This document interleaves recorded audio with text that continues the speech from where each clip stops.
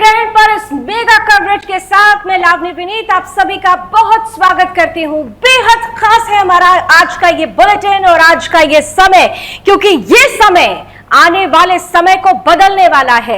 ये वो समय है जो बताने वाला है कि किस तरीके से ग्रहण, चंद्र ग्रहण, इस वर्ष का आखिरी चंद्र ग्रहण 122 सालों के बाद का सबसे अद्भुत संयोग, दुर्लभ ये संयोग किस तरीके से आपकी जिंदगी को, दुनिया को बदलेगा, किस तरह से परिस्थितियां बदलती हुई नजर आएंगी, सकारात्मक या नकारात्मक। इस मेगा बुलेटिन में हर एक पहलू को समेटने का हमारा प्रयास है। आपके साथ मैं लावनी विनीत, मेरे साथ मेरे सहयोगी। नमस्कार, मैं हूं संगीता झा और देश के जाने माने ज्योतिषाचार्य अगले 2 घंटे तक हमारे साथ होंगे ये बताने के लिए, क्योंकि आज रात के सन्नाटे में जब पूरा देश चंद्रमा की ओर देखेगा तब आसमान एक ऐसी खगोलीय घटना का साक्षी बनेगा जो न सिर्फ केवल अद्भुत है बल्कि रहस्यमय भी है। संगीता जी बिल्कुल, क्योंकि देखिए आज की रात जो है वो रात है जब चमकता चंद्रमा ब्लड मून बन जाएगा और इसकी लालिमा सिर्फ आपके आसमान को नहीं, शायद आपके भाग्य को भी अलग रंग देने वाली है। और इसीलिए उस रंग से आपको हम मिलाने के लिए वो नया रंग क्या होगा, वो दुर्लभ और अद्भुत संयोग क्या होगा, वो संयोग आपके जीवन पर क्या प्रभाव डालेगा, इसलिए बेहद खास ये प्रस्तुति होगी। और इस प्रस्तुति में देश के जाने माने ज्योतिषाचार्य हमारे साथ जुड़ेंगे जो आपके लिए वो तस्वीर प्रस्तुत करेंगे जो आने वाले समय में आपकी किस्मत बदलने वाली है। संगीता बिल्कुल, आज की रात जो है सिर्फ एक खगोलीय घटना नहीं है, यह आस्था और विज्ञान का अद्भुत संगम भी है। जी हाँ, हम बात कर रहे हैं ब्लड मून की, यानी कि उस चंद्र ग्रहण की जो आज रात पूरे भारत समेत दुनिया के कई हिस्सों में खग्रास रूप में दिखाई देगा। और सबसे महत्वपूर्ण बात यह है कि देखिए इससे किस्मत बदलने वाली है। जो किस्मत है किस तरह से बदलेगी, बहुत सारे लोग इसे सोच रहे हैं कि इससे कुछ नकारात्मक होगा, तो ये आपको हम बताते चलेंगे कि बिल्कुल भी डरने की जरूरत नहीं है, क्योंकि इससे किस्मत चमकने वाली है, किस्मत बदलने वाली है। कुछ सावधानियां जरूर बरतने की जरूरत होगी। हमारे साथ जब देश के जाने माने ज्योतिषाचार्य जुड़ेंगे तो वो आपको बताएंगे कि आपको करना क्या है, क्या नहीं करना है। लेकिन इतना जरूर है कि आज की रात आपकी किस्मत बदलने वाली है। आज यानी 7 सितंबर, जी यानी कि 7 सितंबर को रात 9:57 से लेकर 8 सितंबर की भोर 1:26 तक चंद्रमा पृथ्वी की छाया में पूरी तरह डूबा रहेगा।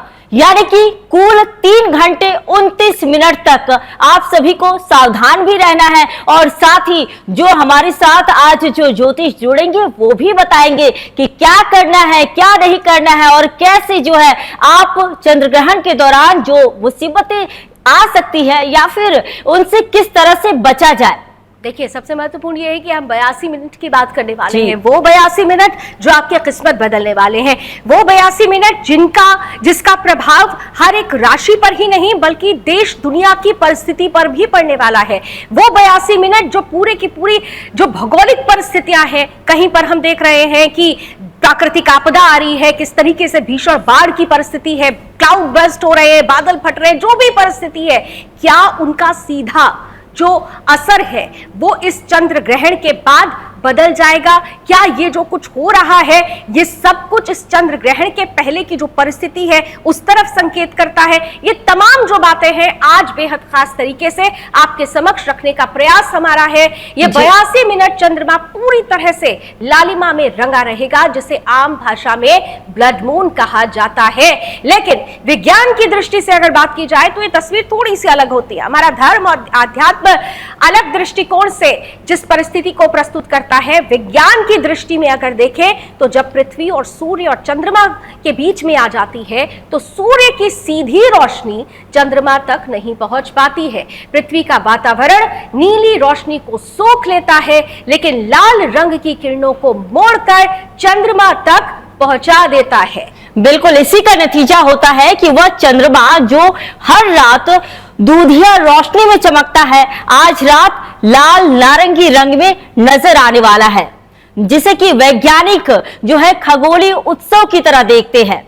यानी कि ये देखिए लावनी कि 2018 के बाद जो है पहली बार भारत के हर कोने से, चाहे दिल्ली हो या फिर दंतेवाड़ा, मुंबई हो या फिर मिजोरम, यह नजारा साफ साफ देखा जा सकेगा। बिल्कुल, और क्योंकि ये नजारा भारत में ही जो सर्टेन हिस्से हैं वहां से पूर्ण रूप से देखा जा सकेगा। इसके अलावा अगर हम दक्षिण एशिया की बात करें तो दक्षिण एशिया में भी ये जो पूरी परिस्थिति है, वो पाकिस्तान की भी बात कर लेते हैं, चाइना की भी बात कर लेते हैं, वहां पर भी ये ब्लड मून पूरी तरह से दिखाई देगा। और ये बहुत दिलचस्प होने वाला है, जैसे मैंने पहले भी कहा कि इसका सीधा असर क्योंकि भौगोलिक परिस्थिति पर पड़ रहा है, क्योंकि देश दुनिया में जो हो रहा है उस पर पड़ रहा है, तो ये कहा जा सकता है कि पाकिस्तान के लिए खतरे की घंटी है। लेकिन भारत के लिए ये चंद्र ग्रहण नकारात्मक नहीं बल्कि ये ग्रहण एक सकारात्मक तस्वीर लेकर आने वाला है। विस्तार से इस पर चर्चा होगी जब हमारे साथ एक बहुत बड़ा पैनल देश के जाने माने ज्योतिषाचार्यों का जुड़ेगा, तो हम इस पर भी बात करेंगे कि किस्मत बदलने वाली है। आम की तो किस्मत बदलेगी, लेकिन खास जो है उनकी किस्मत कैसे बदलेगी? क्या इस चंद्र ग्रहण का असर प्रधानमंत्री नरेंद्र मोदी पर भी पड़ेगा?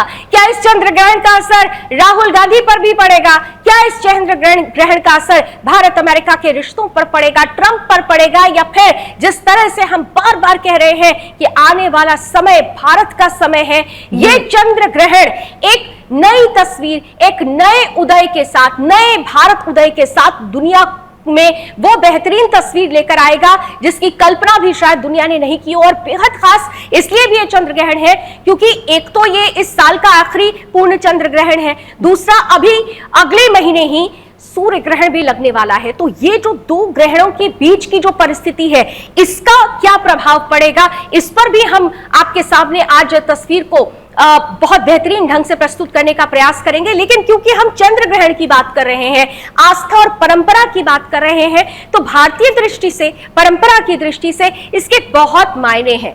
बिल्कुल, आस्था और परंपरा की जब हम बात कर लेते हैं तो भारतीय परंपरा में जो है चंद्र ग्रहण को महज वैज्ञानिक घटना ही नहीं कहते हैं बल्कि धार्मिक और ज्योतिषी के तौर पर भी देखा जाता है। क्योंकि देखिए ग्रहण काल को सूतक भी माना जा रहा है जिसमें कि धार्मिक अनुष्ठान वर्जित होते हैं। ऐसा यह भी माना जाता है कि ग्रहण का असर हर इंसान की राशि, जीवन और भाग्य पर भी पड़ता है।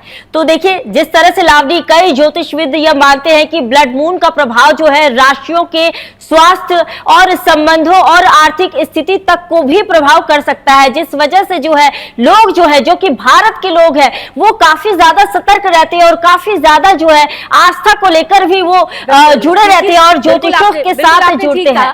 कि सूतक काल चल रहा है, 12:08 से ये सूतक काल शुरू हो चुका है। यही वजह है कि जो भी प्राण प्रतिष्ठित जो हमारे मंदिर हैं वो उनका पट बंद कर दिया गया है। लेकिन क्योंकि हमने कहा कि इसका संपूर्ण विश्लेषण आज होगा, देश के जाने माने ज्योतिषाचार्य हमारे साथ जुड़ेंगे और वो सिलसिला देखिए शुरू हो चुका है। स्वागत करिए, ये बिग पैनल हमारे साथ जुड़ चुका है।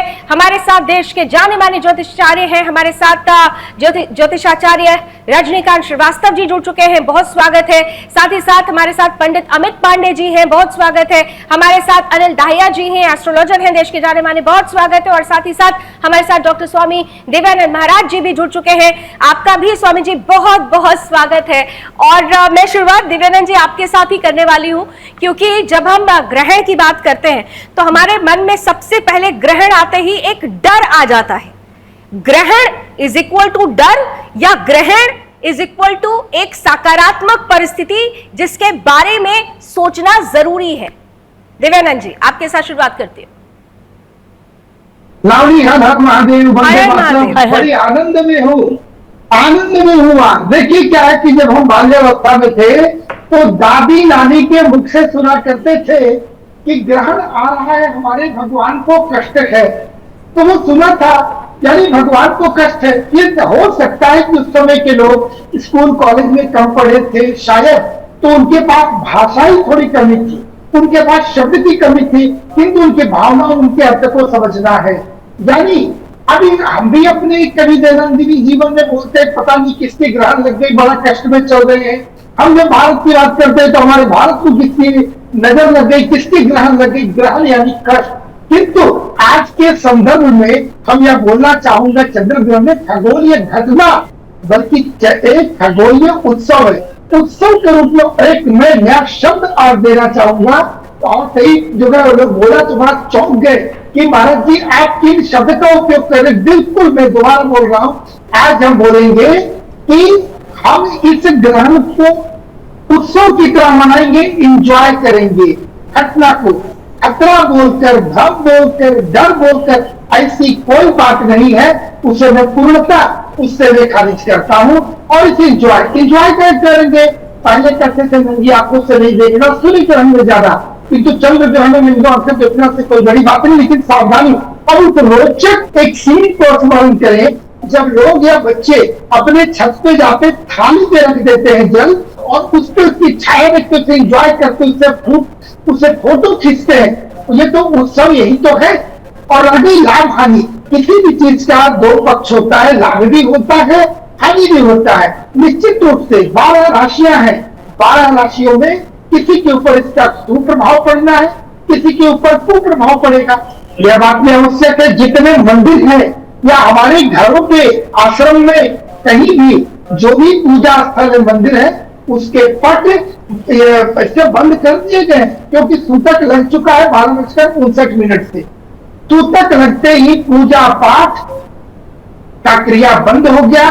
किसी प्रकार का कुछ ग्रहण करना ये त्याज्य है। यहाँ तक कि मानने वाले को जल भी नहीं ग्रहण करना चाहिए। खाने पीने की महाराज जी आपने बड़ी बहुत ही महत्वपूर्ण बात कही कि ये उत्सव है। ग्रहण हमारे यहाँ ये कहा जाता है डर से जोड़ दिया जाता है, लेकिन आज जब देश के जाने माने ज्योतिषाचार्य हमारे साथ जुड़ेंगे, एक बड़ा पैनल हमारे साथ लगातार जुड़ता रहेगा, लगातार देश के जाने माने ज्योतिषाचार्य जुड़ते रहेंगे, तो उनसे आज ये समझने की कोशिश करेंगे कि इस चंद्र ग्रहण को, जैसा कि अभी आप दिव्यानंद महाराज जी ने कहा भी कि उसे उत्सव मनाना है, ये उत्सव किस रूप में है, इस चंद्र ग्रहण से डरना नहीं है, इसके सकारात्मक प्रभाव क्या होने वाले हैं, ये किस तरह से किस्मत बदलेगी, देश के जाने माने ज्योतिषाचार्यों के साथ हम समझते रहेंगे। तो आज की रात ऐसी तस्वीर का साक्षी होने वाली है। आज की रात आकाश में एक ऐसा नजारा बनने वाला है जो अद्भुत अद्वितीय होगा, जिससे डरने की जरूरत नहीं है, क्योंकि ये आपकी किस्मत बदलने वाला है। ये हर उस परिस्थिति को सकारात्मक करने वाला है जो अब तक नकारात्मक हो रहा था, वो बदलाव ये चंद्र ग्रहण लेकर आ रहा है। एक सकारात्मक तस्वीर, एक उत्सव, एक उमंग, ये है इस बार का चंद्र ग्रहण। और देश के जाने माने ज्योतिषाचार्यों से आज हम यही जानने समझने का प्रयास कर रहे हैं। एक बहुत बड़ा पैनल हमारे साथ जुड़ा हुआ है। लगातार ये जुड़ने का सिलसिला, ज्योतिषाचार्य जो है उनके जुड़ने का सिलसिला जारी रहेगा। हमारे साथ अमित दाहिया जी भी हैं। मैं सीधे आपके पास आ रही हूँ सर। ब्रेक से पहले आपने महाराज जी को भी सुना कि उत्सव का समय है ये चंद्र ग्रहण, क्योंकि जब कभी भी हम चंद्र ग्रहण की बात करते हैं, मन में एक संदेह, एक शंका, एक डर, एक अपशकुन, लेकिन इस बार ये चंद्र ग्रहण कहा जा रहा है कि ये सारे जो शब्द हैं उनको दूर कर रहा है और सिर्फ सकारात्मकता लेकर आ रहा है। आप किस तरह से ले रहे हैं इस चंद्र ग्रहण को? अमित जी।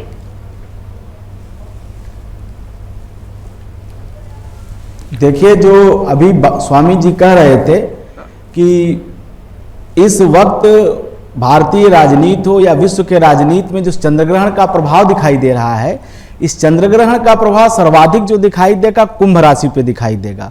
कुंभ राशि पे इसलिए दिखाई देगा कि कुंभ राशि पे यह लग रहा है और पूर्वा भाद्रपद नक्षत्र पे लग रहा है। पूर्वा भाद्रपद नक्षत्र के जब पहले चरण में यह ग्रहण लग रहा है, तो जिन जातकों का या जिन देशों का, जिन राष्ट्रों के ऊपर पूर्वा भाद्रपद या कुंभ राशि का प्रभाव अधिक है, वह अधिक प्रभावित होंगे।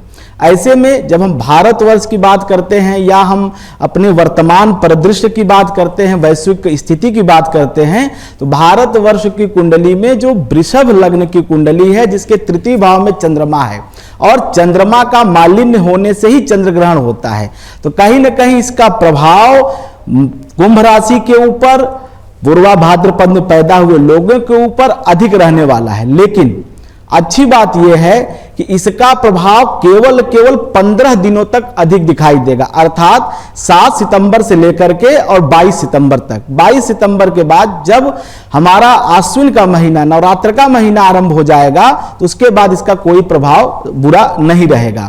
बाकी जो शेष अन्य राशियां हैं, उसमें 3 राशि, मेष राशि, वृश्चिक राशि और धनु राशि, इनके लिए यह जो ग्रहण का प्रभाव है, यह ग्रहण का प्रभाव उतना प्रतिकूल दिखाई नहीं दे रहा है। और अन्य 9 राशियों के लिए कुछ अच्छा और कुछ बुरा है। कर्क राशि, राशियों पर हम एक एक करके आएंगे, राशियों पर हम बात करेंगे, लेकिन अभी हम समेकित रूप से बात कर रहे हैं। समेकित रूप से अगर देखते हैं तो इस ग्रहण का दुनिया पर और खास तौर से हमारे देश भारत पर क्या प्रभाव पड़ेगा, सबसे पहले तो हम इस पर चर्चा कर रहे हैं। अनिल जी भी हमारे साथ जुड़े हुए हैं। अनिल जी, आपके पास आते हुए, अगर समेकित रूप से अगर देखें इस चंद्र ग्रहण को, और जैसा कि हम कह रहे हैं कि ये चंद्र ग्रहण डराने वाला नहीं है, हम डर की बात नहीं कर रहे हैं, हम लोगों के मन से वो भय, वो डर दूर कर रहे हैं, क्योंकि ये ग्रहण, ये कहा जा रहा है कि ये सकारात्मक तस्वीर बनाने वाला है। तो देश और दुनिया के लिहाज से किस तरह से आप देख रहे हैं इसे?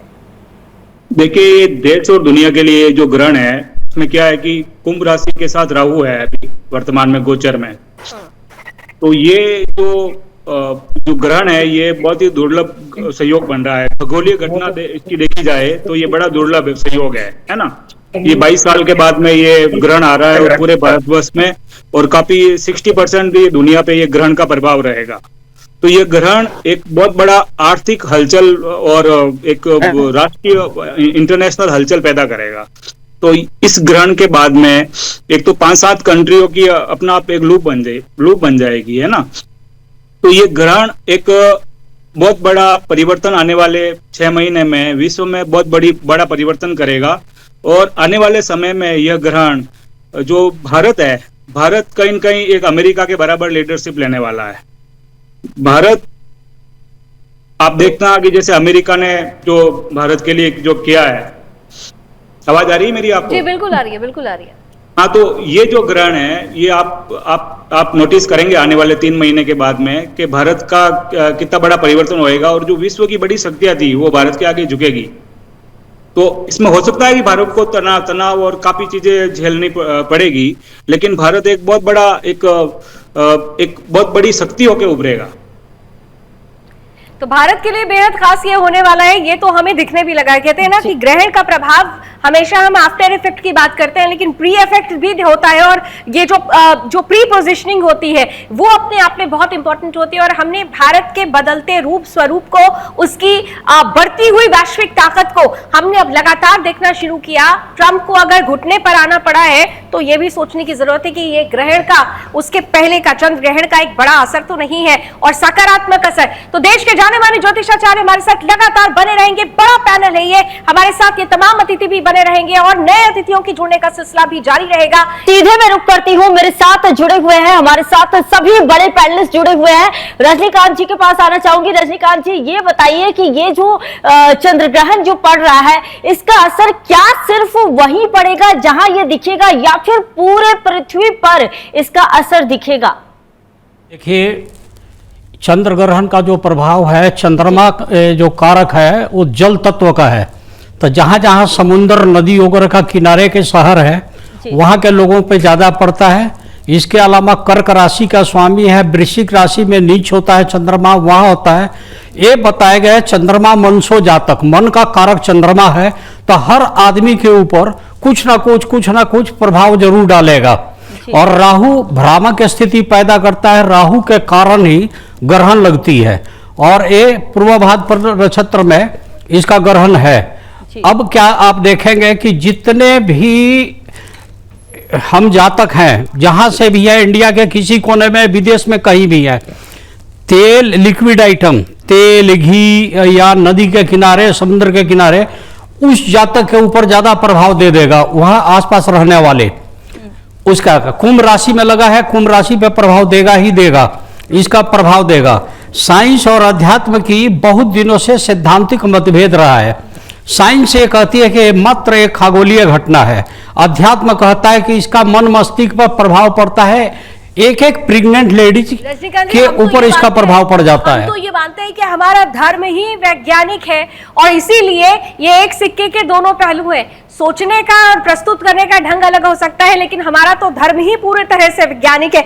हम इस पर बात जरूर करेंगे। हमारे साथ डॉक्टर पीके शास्त्री जी भी जुड़ चुके हैं, देश के जाने माने ज्योतिषाचार्य हैं। आपका भी बहुत बहुत स्वागत है पीके शास्त्री जी। तो ये बड़ा जो पैनल है इस वक्त आप टीवी स्क्रीन पर देख रहे हैं दर्शकों, ये वो देश के जाने माने ज्योतिषाचार्य हैं जो आज आपके समक्ष ये बताने वाले हैं कि चंद्र ग्रहण कितना असरकारी होगा, ये चंद्र ग्रहण किस तरह से हर किसी की किस्मत बदलेगा। 82 मिनट और 82 मिनट बेहद खास इसलिए क्योंकि आज आकाश में वो होने वाला है जो वरदान साबित होगा। 122 सालों के बाद का ये दुर्लभ संयोग, ये चंद्र ग्रहण किस तरह से आपकी किस्मत बदलने वाला है, भारत की किस्मत बदलने वाला है, भारत के नेतृत्व की किस्मत बदलने वाला है, दुनिया में भारत का दबदबा कैसे कायम होने वाला है, ये हर एक पहलू आज इस मेगा कवरेज में आपके सामने रखने का प्रयास हमारा है। और हमारे साथ देश के जाने माने ज्योतिषाचार्यों का एक बहुत बड़ा पैनल जुड़ा हुआ है और इस वक्त हमारे सामने हम देख रहे हैं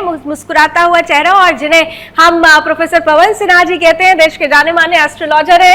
पवन जी, आपका भी बहुत बहुत स्वागत है। और हमारे साथ आज दर्शक लगातार जुड़ रहे हैं और हम देख रहे हैं कि हमारे सोशल मीडिया पे लगातार लोग जुड़ रहे हैं और ये जानना चाह रहे हैं कि हमारे यानी उनकी राशि पर क्या प्रभाव पड़ेगा। लेकिन आज हम समावेशिता लेकर आए हैं। पवन जी, सीधे आपके पास जल्दी से आ रही हूँ। समावेशिता की बात हो रही है और हम ये कह रहे हैं कि चंद्र ग्रहण, लोग कहते हैं चंद्र ग्रहण मतलब डर, अपशगुन, संदेह, शंका, लेकिन आज हम ये कह रहे हैं कि चंद्र ग्रहण मतलब वरदान, चंद्र ग्रहण मतलब एक उत्सव, एक उमंग, क्योंकि बहुत कुछ बदलने वाला है जो सकारात्मक होगा। पवन जी, कैसे देख रहे हैं इस चंद्र ग्रहण को?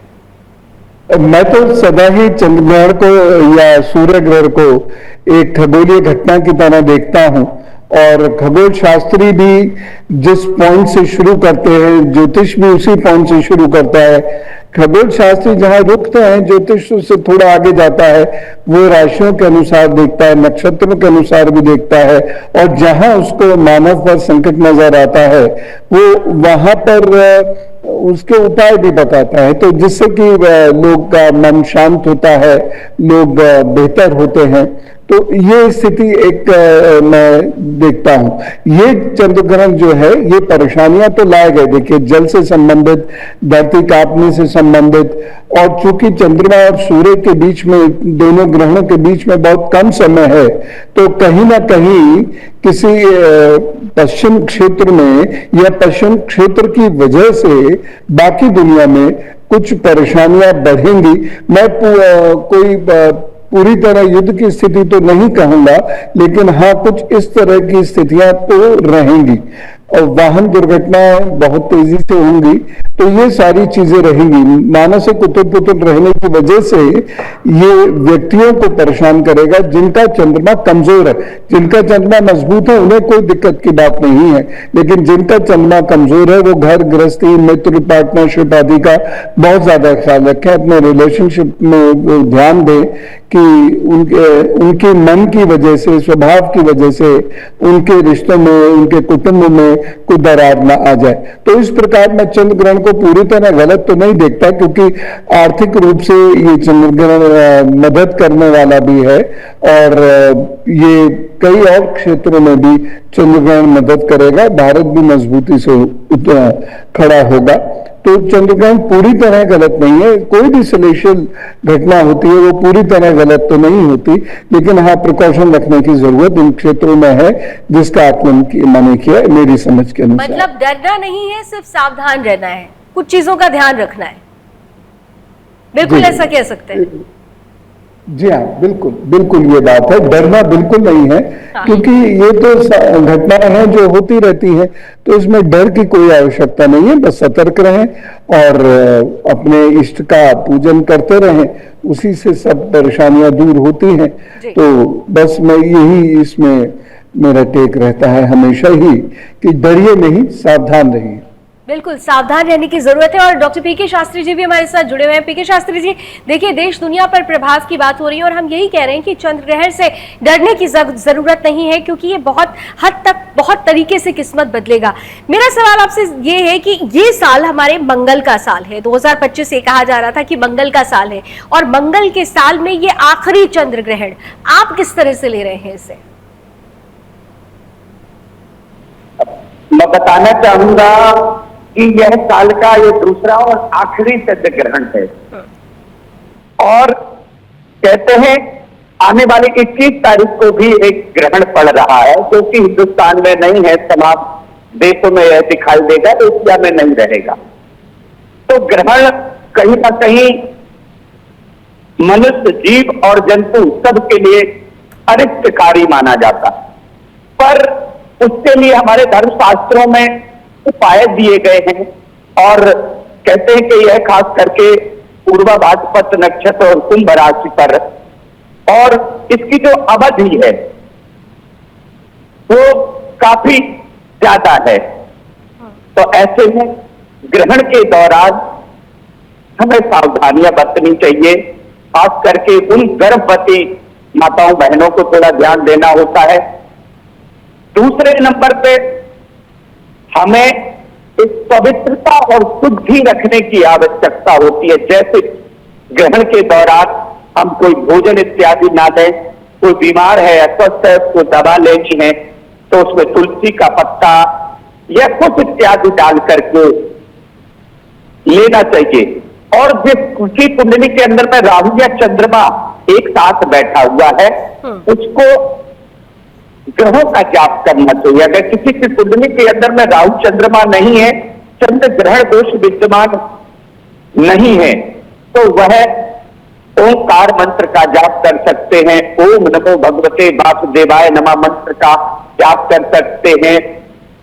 विष्णु सहस्त्रनाम स्तोत्र का पाठ कर सकते हैं और गायत्री मंत्र का जाप कर सकते हैं। अगले दिन और ग्रहण का जो दान होता है वह संकल्प करके आप ग्रहण से पहले निकाल सकते हैं, यानी 9:57 से पहले संकल्प करके ग्रहण का दान निकाल दें और अगले दिन स्नान के पश्चात आपको वह दान करना चाहिए मंदिर में किसी श्रेष्ठ ब्राह्मण को।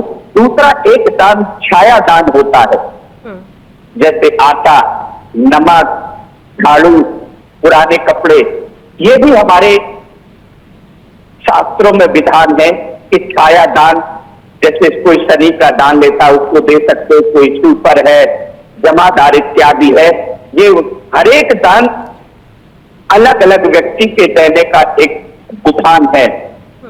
तो यह जो छाया दान है, हम लोग अलग अलग राशियों पर भी बात करेंगे कि अलग अलग राशियों के लिए क्या कोई विशेष दान होगा, हर एक राशि क्या दान करे, इस पर भी हम वृहद चर्चा करेंगे क्योंकि ये हमारी मेगा कवरेज है। तो हम इसीलिए हम चाहते हैं कि हर चीज समेट लेते हैं। और यहाँ पर क्योंकि देश के जाने माने ज्योतिषाचार्यों का पैनल इस वक्त पूरा देश देख रहा है कि हमारे साथ जुड़ा हुआ है और दर्शक बहुत सारे सवाल लेकर अपने मन में हमारे साथ जुड़ रहे हैं। सोशल मीडिया पर एक के बाद एक सवाल आ रहे हैं, लेकिन एक बहुत इंपॉर्टेंट चीज है पवन जी आपके पास आ रही हूँ इस सवाल को लेकर कि हमेशा ये कहा जाता है कि ग्रहण के पोस्ट इफेक्ट की बात होती है, लेकिन क्या ग्रहण के जो प्री इफेक्ट्स होते हैं वो भी बहुत इंपॉर्टेंट होते हैं। और भारत के लिहाज से क्योंकि हमने ये देखा बहुत जगहों पर ये चर्चा हो रही है कि ये ग्रहण भारत के लिए बहुत पॉजिटिव होने वाला है, भारत के नेतृत्वकर्ता के लिए बहुत पॉजिटिव होने वाला है। और हमने देखा बीते दिनों जो कदम उठाए गए, वो चाहे जीएसटी से रिलेटेड हो या फिर 50% टैरिफ को लेकर भारत ने जो कदम उठाया, भारत एक चमकता हुआ सितारे के रूप में सामने आया है दुनिया के। तो क्या इसे चंद्र ग्रहण का प्री इफेक्ट माना जा सकता है? ये प्री इफेक्ट जैसी चीजें भी होती हैं पवन जी? देखिए होता क्या है कि धरती एकदम तो आएगी नहीं सामने, धीरे धीरे धीरे धीरे वह चंद्रमा के ऊपर छाया क्रिएट करेगी, धीरे धीरे धीरे धीरे। तो इफेक्ट्स ये धीरे धीरे धीरे धीरे देखने को मिलते हैं। तो कुछ लोग मतांतर से मानते हैं 3 महीने, मैं लगभग 45 दिन मानता हूं। और यहाँ जो उपस्थित विद्वान है इनका अपना मत हो सकता है। तो उससे पहले इसके प्रभाव शुरू हो जाते हैं और ये लगभग 4 से 5 महीने बाद तक इसके प्रभाव रहते हैं। तो ये pre effect and after effect ये रहता है। दूसरी जो चीज है भारत के लिए, तो भारत ने कुछ अच्छे कदम उठाए हैं। हालांकि सामाजिक रूप से कुछ परेशानियां जरूर खड़ी होंगी जिसकी वजह से हम सब लोगों को दिक्कत होगी, लेकिन सामाजिक रूप से होंगी। ये राजनीतिक उथल पुथल होगी 28 नवंबर से पहले। और ये किस रूप में होगी ये तो कहना मुश्किल है। ये तो हम राजनीतिक कयास तो लगा सकते हैं, लेकिन ज्योतिषीय रूप से एटलीस्ट मैं नहीं कह सकता, लेकिन परिस्थितियों में उथल पुथल होगी ये तय है। तो कुल मिला के देखा जाए तो आर्थिक स्थिति में, विदेश नीति में भारत एक अच्छा कार्य करेगा और मजबूती के साथ खड़ा होगा। लेकिन जो घर की बात है भारत में, वहां पर थोड़ा सा परेशानियां मुझे दिख रही हैं। लेकिन भारत की जो अंतर्राष्ट्रीय प्रतिष्ठा है वो बढ़ेगी, उस पर कोई असर नहीं पड़ेगा। जो आर्थिक प्रतिष्ठा है अंतर्राष्ट्रीय स्तर पर वो बढ़ेगी, उस पर कोई असर नहीं पड़ेगा। तो ये प्री इफेक्ट, आफ्टर इफेक्ट और भारत की स्थिति मैंने अपनी ओर से बताई। बिल्कुल, तो भारत की स्थिति क्या रहेगी, ये तमाम तरीके से जितने भी ज्योतिषाचार्य कह रहे हैं कि बहुत हद तक कुछ परेशानियां आ सकती हैं, लेकिन तस्वीर सकारात्मक होगी। ये बड़ी चर्चा है, ये मेगा कवरेज है और देश के जाने माने ज्योतिषाचार्य आपके सामने जुड़े हुए हैं। किस तरीके से चंद्र ग्रहण किस्मत बदलने वाला है, एक एक राशि पर क्या प्रभाव पड़ेगा, इस पर भी हम एक बड़ी चर्चा करेंगे। हर एक राशि के लोगों को क्या करना है, क्या नहीं करना है, आने वाला समय क्या होगा, वो तमाम जानकारियां, वो तमाम सावधानियां आज देश के जाने माने ज्योतिषाचार्य आपको बताएंगे। बड़े पैनल जो जुड़े हुए हैं हमारे साथ, जो देश के बड़े बड़े जो ज्योतिष जुड़े हुए हैं, उनके पास सीधे चलती हूँ और सीधा सवाल मेरा जो है अमित जी आपसे है कि जैसा कि सभी यहाँ पे बड़े बड़े ज्योतिष जुड़े हुए हैं, तो मेरा सवाल यह है कि भारतीय ज्योतिष और जो पाश्चात्य ज्योतिष जो है, यानी कि देश के जो बाहर के जो ज्योतिष हैं, तो आप लोगों के लिए ब्लड मून जो है, क्या दोनों ज्योतिषों के लिए एक ही है, इसमें क्या मतलब समानता क्या है? देखिए, ये जो ब्लड मून की बात आती है या चंद्र ग्रहण की बात आती है, ब्लड मून ऐसा कहा जाता है कि एक तरह से उसका रंग बदल गया, रक्त के रंग का। चंद्रमा का अपना कोई प्रकाश नहीं है, खगोल शास्त्री ऐसी मानते हैं और ऐसा है भी। सूर्य के ही प्रकाश से समस्त जो है चंद्रमा का प्रकाश दिखाई देता है। हमारे और पाश्चात्य ज्योतिष फर्क सिर्फ इतना होता है कि हम हर चीज में अपनी भावनाओं को आध्यात्मिक दृष्टि से देखते हैं और हम चंद्रमा के अनुसार अपनी गणनाओं करते हैं। चंद्रमा और सूर्य दोनों की गतियों को गुणा करके और 12 से भाग दे करके हम अपनी जो पंचांग है, तिथि है, हम निकालते हैं। लेकिन जो पाश्चात्य ज्योतिषी हैं वो केवल सूर्य की प्रधानता रखते हैं और सूर्य के अनुसार राशियों का निर्णय करते हैं। हम चंद्रमा को प्रधान मानते हैं, वो सूर्य को प्रधान मानते हैं। लेकिन चंद्र ग्रहण पे जो प्रभाव इफेक्ट है वो लगभग एक मानते हैं, चाहे पाश्चात्य ज्योतिष की बात की जाए, चाहे हमारे भारतीय वैदिक ज्योतिष की बात की जाए, इसमें बहुत फर्क दिखाई नहीं देता है। केवल हमारा चूंकि शुरू से ऐसा मानता रहा कि चंद्रमा जो है वह हमारे लिए देव के स्वरूप में रहा, वह जो है कहीं न कहीं हमारे लिए पूजनीय रहा, अत्रि का पुत्र रहा, समुद्र से उत्पन्न हुआ, माता लक्ष्मी का भाई रहा। इस तरह से हमारे कथाओं से, हमारे लोगों से एक तरह से उसका संबंध इतना अच्छा है, एक लगाव है, हम उसे देवता के रूप में मानते हैं। वह उसे एक सिर्फ प्लेनेट या उपग्रह या छाया के रूप में उसको स्वीकार करते हैं। ये एक बेसिक केवल सोच का फर्क है। बाकी जो प्रभाव है, प्रभाव चाहे भारतीय ज्योतिष की बात की जाए, चाहे पाश्चात्य ज्योतिष की जाए, प्रभाव वही पड़ता है। अगर आज इस चंद्रमा का प्रभाव भारतीयों के ऊपर जो पड़ेगा, वही इस चंद्रमा का प्रभाव अन्य देशों में जहां इसका ग्रहण दिखाई देगा उनके ऊपर भी वही पड़ेगा। जैसे कि चंद्र ग्रहण भारत के लिए ये इतना प्रभावी है, तो ऐसा नहीं है कि अन्य देश जो पाश्चात्य के, यूरोप के या ऑस्ट्रेलिया के या अमेरिका के, जहां यह दिखाई देगा कुछ समय के लिए, अल्पकाल के लिए, वहां इसका प्रभाव बिल्कुल प्रभाव होगा, उतना ही होगा जितना हम सनातन धर्मावलंबियों के लिए या भारतवर्ष के लिए है।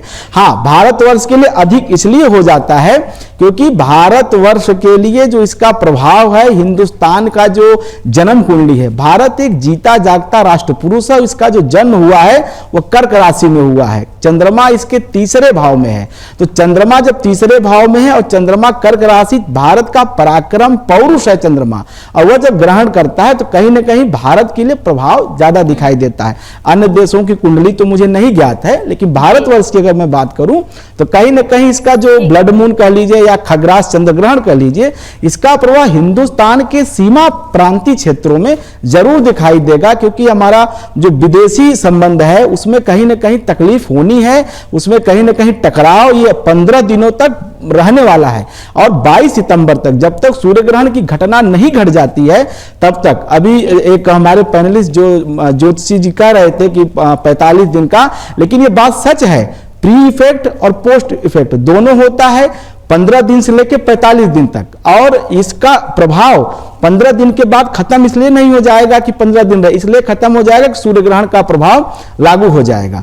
तो भारतवर्ष के लिए जो और क्योंकि वैदिक ज्योतिषाचार्य हैं आप और वैदिक दृष्टिकोण से आपने बड़े महत्वपूर्ण बिंदु की तरफ हमारे दर्शकों का ध्यान आकृष्ट किया कि देखिए प्रभाव तो सब पर पड़ेगा, भारत में वो व्यक्ति हो या फिर भारत के बाहर विदेश की धरती पर हो, जहां जहां भी ये ग्रहण है उसका सीधा प्रभाव पड़ेगा। और ये जो विशेष चर्चा है, ये विशेष जानकारियां जो देश के जाने माने पैनलिस्ट आपके सामने, देश के जाने माने ज्योतिषाचार्य आपके सामने रख रहे हैं, ये सिलसिला, ये कड़ी जारी है। तो चंद्र ग्रहण पर ये बड़ी मेगा कवरेज जारी है। आज रात 9:57 बेहद खास ये समय होने वाला है।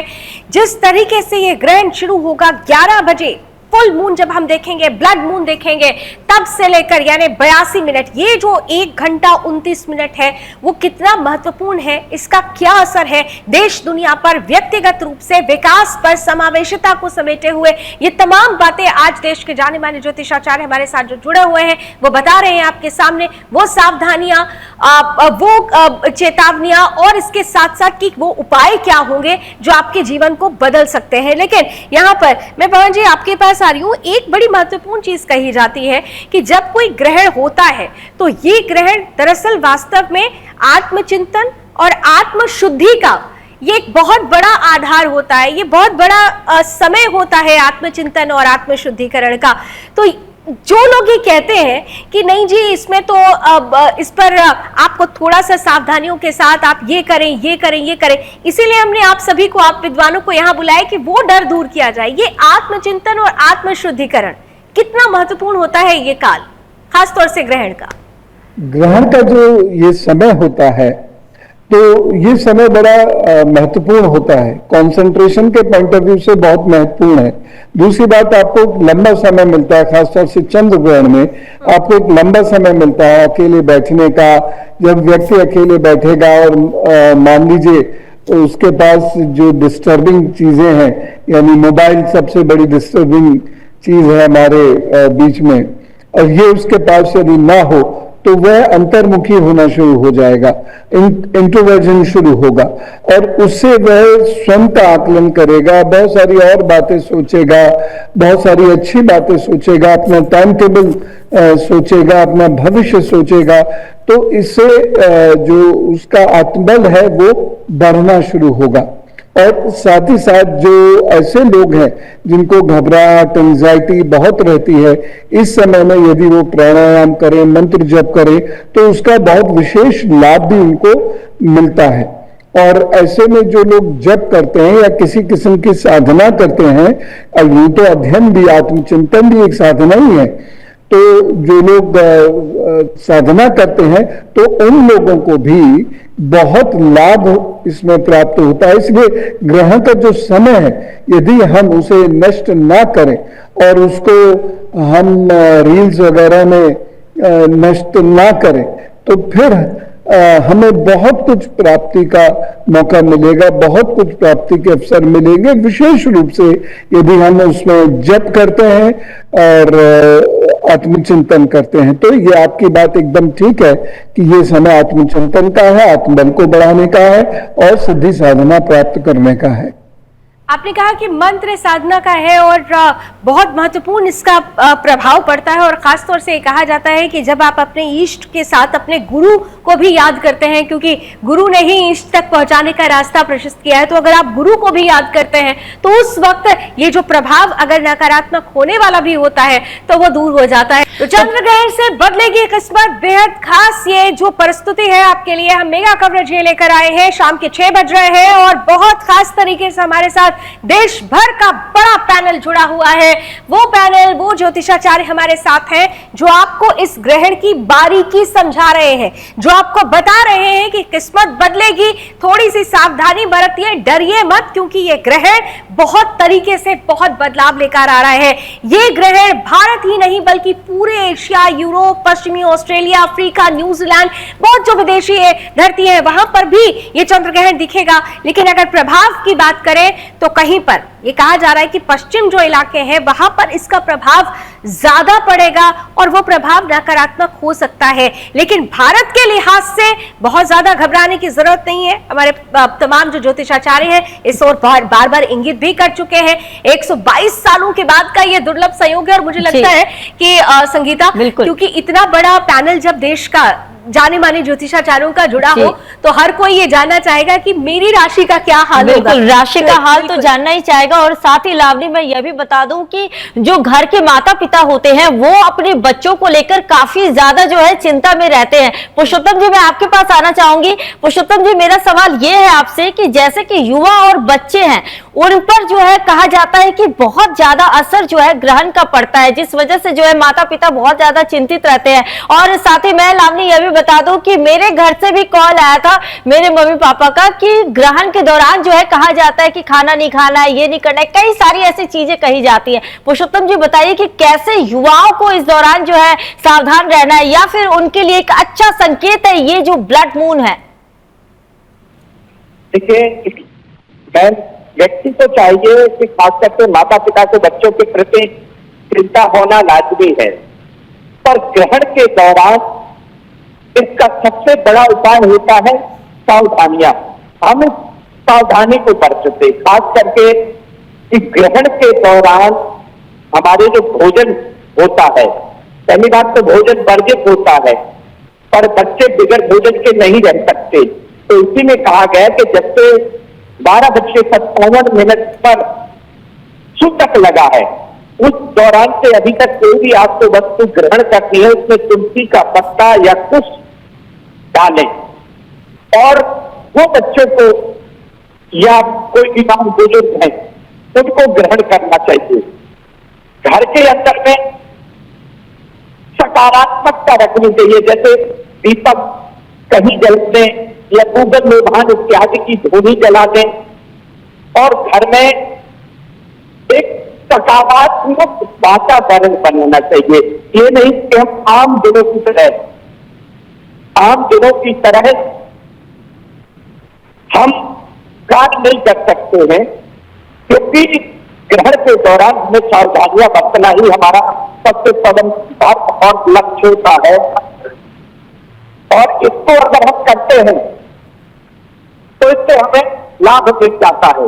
क्योंकि इसकी वजह बता दो कि तो 200 का लोग नहीं करते, अरे हमारे और 21 तारीख को भी ग्रहण है और कहा गया है कि 1,02 ग्रहणा राजा मरे या सेना, क्योंकि एक पक्ष में 2 ग्रहण पड़ना भी हमारे व्यक्तिगत जीवन में कहीं ना कहीं एक अनिश्चितता प्रदान करने वाले होते हैं। तो इसके लिए आपको प्रातः काल, जैसे हम देखते हैं मकर संक्रांति के दिन स्नान का कितना बड़ा महत्व होता है, ऐसे ही परिवार को प्रातः काल सबसे पहले उठ करके स्नान इत्यादि करके अपने देवी देवताओं के शिवालय को अच्छी तरीके सजाना, उनके वस्त्र इत्यादि पहनाना, उनको दूध दही घी शहद इत्यादि से घर में पंचामृत से स्नान कराना। और ग्रहण के बाद में गंगा जल का विशेष महत्व होता है। गंगा जल का छींटा लगाना चाहिए। गंगा जल कोई व्यक्ति नहा नहीं सकता, उसका ग्रहण का जो प्रभाव हमारे मस्तिष्क में पड़ता, हमारी वाणी में पड़ता, हमारे आंखों में पड़ता, हमारे कानों में पड़ता, यानी शरीर के संपूर्ण अंग में पड़ता। तो इसलिए जो लोग आप देखते हैं ग्रहण के पश्चात किसी पवित्र नदी में, किसी बहती हुई नदी में, तालाब में स्नान किया जाता है तो जो ग्रहण का दोष है वह कम हो जाता। और कांसे के पात्र में घी भरकर या कांसे के पात्र में चावल भरकर एक ब्राह्मण को दान देना चाहिए। तो इससे और ग्रहण के दौरान आप गायत्री मंत्र का जाप कर सकते हैं। ओम नमो भगवते वासुदेवाय नमः अष्टाक्षर मंत्र का आप जाप कर सकते हैं। विष्णु सहस्त्रनाम का पाठ कर सकते। इस करने से ग्रहण का जो दोष है वह प्रभावहीन हो जाता है। ग्रहण तो लगता है पर उसका जो दोष है वह प्रभाव भी हो जाता है। जी मैम। तो यानी बिल्कुल बहुत महत्वपूर्ण जो बातें आज आप लोगों के माध्यम से हमारे दर्शकों तक पहुंच रही हैं, उन बातों का जरूर विशेष ध्यान रखा जाए। और इस बीच हमारे साथ इस बड़े पैनल का हिस्सा पंडित राकेश चतुर्वेदी जी भी बन चुके हैं। वो भी देश के जाने माने ज्योतिषाचार्य हैं, एस्ट्रोलॉजर हैं। बहुत बहुत स्वागत है पंडित राकेश चतुर्वेदी जी आपका भी। और क्योंकि चंद्र ग्रहण पर ये बड़ी महत्वपूर्ण चर्चा हो रही है और हम कह रहे हैं कि चंद्र ग्रहण बनेगा वरदान। हम इसलिए ये कह रहे हैं क्योंकि चंद्र ग्रहण या किसी भी ग्रहण को लेकर देश में अमूमन डर और शंका जैसी परिस्थिति बनती है। हर किसी व्यक्ति के मन में यही सवाल आता है, ग्रहण से बचना है, डरना है, ये करना है। लेकिन ग्रहण, जैसा भी थोड़ी देर पहले इस पर चर्चा भी हुई कि आत्मशुद्धि और आत्ममंथन का रास्ता देता है। लेकिन ये जो चंद्र ग्रहण है, राहु से इसका बहुत गहरा संबंध है। और जब हम राहु की बात करते हैं मतलब एक भ्रम की परिस्थिति, एक हेलुसिनेशन की परिस्थिति, तो क्या इस बार का चंद्र ग्रहण भी लोगों के लिए किसी तरीके की हेलुसिनेशन जैसी परिस्थिति पैदा करेगा? और ये क्या लोगों के लिए तकलीफदायक हो सकता है? और अगर ऐसी स्थिति है तो फिर क्या करना चाहिए लोगों को? देखिए, सर्वप्रथम तो इस मंच को मेरा प्रणाम। और एक शब्द आपने बहुत अच्छा कहा कि यह जो चंद्र ग्रहण है, मैं तो कई मंचों से यह बोल चुका हूं, ग्रहण अभिप्राय है आपदा में अवसर। ग्रहण का अभिप्राय है ईश्वर के प्रति समर्पण और जब तब का समय। एक चीज आप मानिए कि जब लोग डराते हैं, ज्योतिष शास्त्र में डराने का मतलब नहीं, ज्योतिष शास्त्र का मतलब है मार्गदर्शन। दूसरी चीज आपको बता दूं कि जो आपने चर्चा किया, राहु और केतु का प्रभाव ही ग्रहण को ज्योतिष शास्त्र में, आध्यात्मिक शास्त्र में जो है कारक तत्व माना जाता है। इसके साथ ही अगर इसको विज्ञान से जोड़ें तो विज्ञान के अनुसार भी और ज्योतिष और अध्यात्म के अनुसार भी सूर्य ही एकमात्र जो है ऊर्जा का स्रोत है, यानी कि ऊर्जा का माध्यम है। ऐसी अवस्था में जब सूरज की किरणें जो है सीधा स्पर्श नहीं करती हैं, चंद्रमा के द्वारा रात्रि बेला में धरा को स्पर्श करती हैं, ऊर्जा देती हैं, और जब चंद्रमा का भी प्रभाव जब बाधित होता है, यानी उसको ऊर्जा मिलना बाधित होता है, तो उसको चंद्र ग्रहण कहते हैं। अब देखिए, हमारा सनातन शास्त्र लाखों वर्ष पहले, करोड़ों वर्ष पहले कितना इसकी प्रामाणिकता दे चुका है। आज विज्ञान कहता है कि संध्या वेला से पहले जो है वह भोजन कर लीजिए, लेकिन हमारा ज्योतिष शास्त्र, सनातन शास्त्र जो है वह लाखों वर्ष पहले कह चुका है कि जो है संध्या वेला यानी सूर्यास्त से पहले पहले या गोधूल बेला में अगर हम भोजन कर लेते हैं तो हमारे लिए वह सुपाच्य हो जाता है, हमारे शरीर के लिए वह शुभता देता है। इसके साथ ही विशेष रूप से राहु का काम है भ्रम देना, लेकिन इसके साथ चंद्रमा जो है अपने मन को शांत करके जो है अगर हम आगे बढ़ते हैं, शीतलता प्रदान करते हैं। मानसिक जाप का विधान है ग्रहण में, और अगर आप शांत मन होकर के, एकाग्र होकर के कहीं बैठ करके अपने गुरु, अपने इष्ट के मंत्र का जाप करते हैं या जो है अपने इष्ट के नाम जप को करते हैं, तो ग्रहण जो है वह आपके लिए अवसर बन जाएगा, एक ऐसा शुभ अवसर जो आपके भविष्य को और आपके जो है वर्तमान को भी सुधार देगा। तो ऐसी अवस्था में डरने की बजाय, देखिए ज्योतिष शास्त्र कहता है कि जब पता चल गया हमें कि अब ग्रहण लग रहा है तो उससे हमें शक्ति ऊर्जा लेने का काम करना। पहले लोग मौन व्रत धारण करते थे, इसीलिए ग्रहण पर मौन व्रत का विधान था। मौन व्रत लेकर के मानसिक जाप करते थे, क्योंकि मन सीधा कनेक्टेड है चंद्रमा से, और सूर्य और चंद्र, सूर्य जो है आत्मा का कारक है यानी पितृपक्ष का कारक है, और जो चंद्रमा है वह मन का कारक यानी मातृत्व भाव का कारक है। तो जब भी सूर्य या चंद्र ग्रसित होते हैं यानी ग्रहण लगता है तो मन और आत्मा जो है पीड़ित होती है। तो ऐसी अवस्था में जब मन को शांत करके, एकाग्र करके हम जब करेंगे तब करेंगे तो हमारे लिए यही आपदा जो है अवसर बन जाएगा। और सनातन में विशेष रूप से धर्म शास्त्रों में इसका अनेकोनेक वर्णन मिलता है कि इसी समय सबसे ज्यादा हवन होती हैं, यज्ञ होते हैं, जाप होते हैं, तंत्रोक्त जाप किए जाते हैं। आपको बताऊं, आपके इस मंच से मेरे जितने भी वरिष्ठ सहयोगी हैं, मुझे लगता है इसमें सभी लोग सहमत होंगे कि यह जो जब ग्रहण काल स्पर्श करता है, देखो सूतक क्या है, सूतक है जब उस 5 डिग्री की धुरी जो है पृथ्वी की, विज्ञान के अनुसार जब वह स्पर्श में आना शुरू होती है तो वही सूतक आरंभ हो जाता है।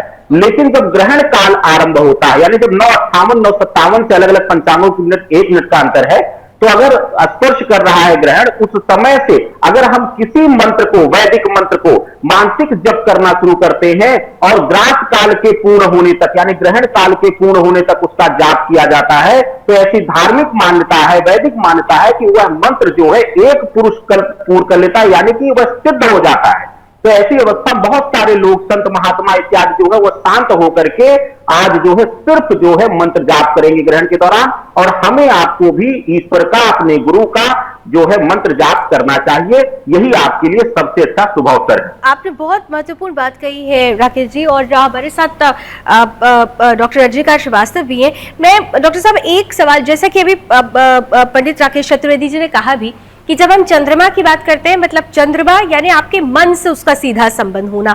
हमने अक्सर देखा है कि बहुत सारी ऐसी राशियां हैं जब पूर्णिमा आने वाली होती है, और जब पूर्णिमा होती है मन बहुत विचलित रहता है, मतलब कहीं पर भी स्थायित्व नहीं होता, बहुत ज्यादा मूड स्विंग्स होते हैं। तो क्या इस चंद्र ग्रहण का उन राशियों पर जो कि पूर्णिमा पर बहुत प्रभावित होती हैं, उनके ऊपर कोई खास असर पड़ेगा? ये क्या माना जा सकता है जो मन को सबसे ज्यादा विचलित करे? उन राशियों की मैं बात कर रही हूं, क्या कोई संबंध है इसका? जी जी, आप ही से मेरा प्रश्न है डॉक्टर रजनीकांत जी। सीधे मन के ऊपर ही प्रभाव पड़ता है। दूसरा, ग्रहण काल में चंद्रमा का प्रभाव हर सृजन वाली चीजों पर पड़ता है। जैसे माँ के गर्भ में बच्चा पल रहा हो, कोई पेड़ पौधा निकल रहा हो, अंकुरित हो रहा हो, उसके ऊपर भी प्रभाव पड़ता है। आप कोई लेटेस्ट प्लानिंग कर रहे हैं, आपके प्लानिंग के ऊपर भी भ्रामक स्थिति पैदा कर देगा। राहु भ्रामक है, भ्रम है, तो आपकी प्लानिंग चेंज हो जाती है।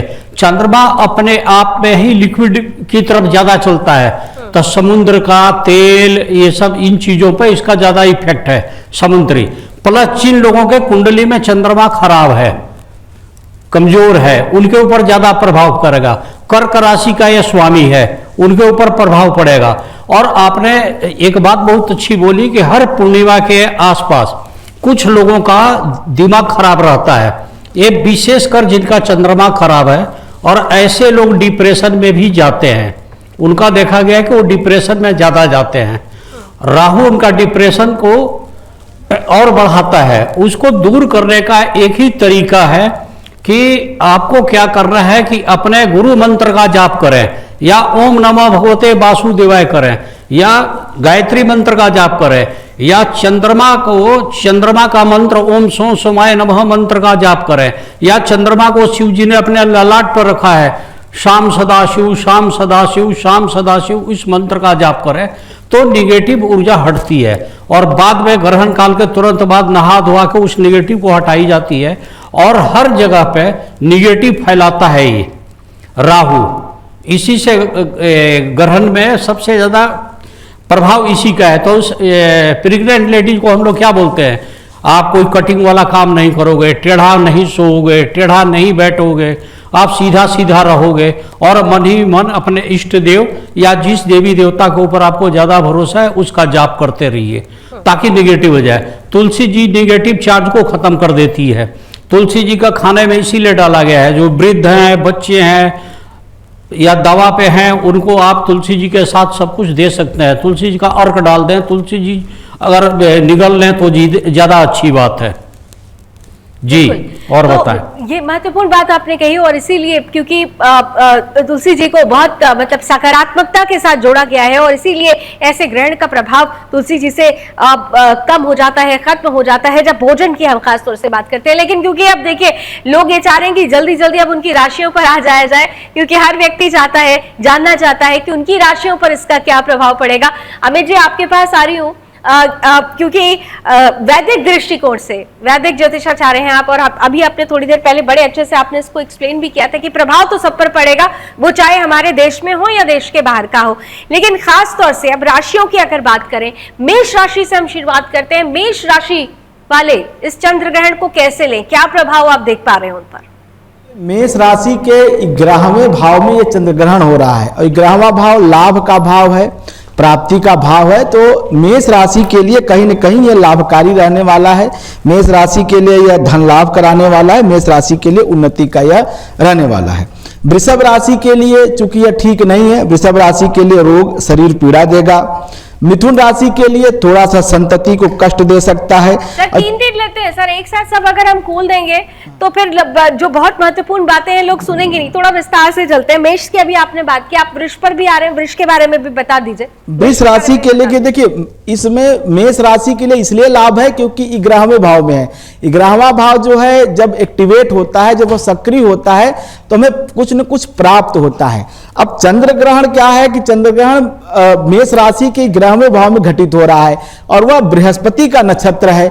अब बृहस्पति के नक्षत्र में जब चंद्रमा होता है तो कहीं न कहीं मेष राशि के लिए अर्थात अश्विनी नक्षत्र और भरणी नक्षत्र में पैदा हुए लोगों के लिए शुभ फलदायी हो जाता है, अच्छा फल देने वाला होता है, धन लाभ करने वाला हो जाता है।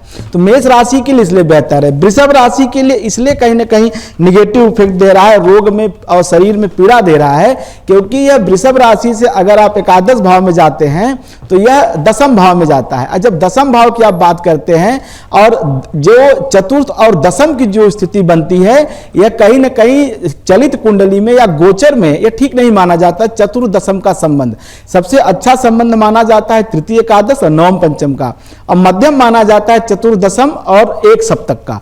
तो ऐसे में चतुर्दशम का संबंध जब बन रहा है वृषभ राशि का और कुंभ राशि का, तो वृषभ राशि के लिए यह ठीक नहीं है, यह शारीरिक पीड़ा, रोग पीड़ा या नुकसान देने वाला है। इसी क्रम में जब हम मिथुन राशि की बात करते हैं तो मिथुन राशि के लिए चूंकि यह संबंध जो बनेगा वह नवम पंचम बनेगा, लेकिन उसके बावजूद चूंकि मिथुन राशि न्यूट्रल ग्रह की राशि है, बुध इसका अधिपति है और बुध कभी भी अपना फल नहीं देता है, बुध सहचर्य का फल देता है। और मिथुन राशि द्विस्वभाव राशि है, डुअल नेचर है, जिसके साथ रहता है वैसा बिहेव करता है। अब चंद्रग्रहण चूंकि यहाँ बुरा फल कर रहा है पूर्वा भाद्रपद नक्षत्र में कुंभ राशि में, तो कहीं ना कहीं मिथुन राशि के लिए भी यह जो रहने वाला है चंद्रग्रहण, या संतान को, उनके संतति को कहीं ना कहीं ये पीड़ा देता हुआ दिखाई दे रहा है। इसलिए मिथुन राशि के लिए सावधानी भरा यह समय होना चाहिए। मिथुन राशि के लिए थोड़ी सावधानी है। मेष के लिए हालांकि आपने बहुत हद तक चीजें बताई कि बहुत मिक्स ये है, और वृषभ की भी स्थिति हमने जानी। पीके शास्त्री साहब, कर्क और सिंह की क्या स्थिति आप देख पा रहे हैं इस चंद्र ग्रहण को लेकर?